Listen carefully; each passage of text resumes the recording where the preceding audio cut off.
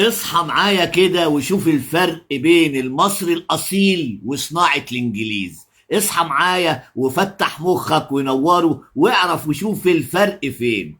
الفرق هنا هتلاقيه كبير قوي، فرق السما من الأرض. يعني مثلا صناعة الإنجليز هتلاقيهم ناس عدمات الشخصية، ما عندهمش ثقة في أنفسهم، غير مؤمنين. ازاي الكلام ده يا عم؟ اقول لك ازاي يا سيدي. لان الانجليز هم مين اساسا؟ هم الماسونية العالمية والصهاينة. فلما بيجوا ينقوا ناس، بينقوا الناس عديم الشخصية اللي يمشوا وراهم زي الغنم كده، زي رعاة الغنم، اللي احنا قلنا عليهم اللبراس.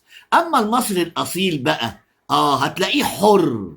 بيغير على بلده، بيغير على تراب بلده، بيحب يشوف كل حاجة جميلة، بيحب يشوف يعني الدنيا كلها حوالين منه مؤمنة بالله.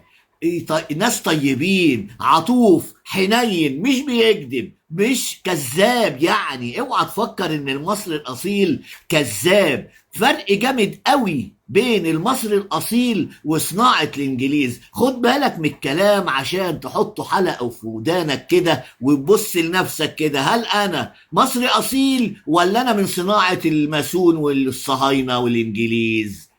فتح مخك.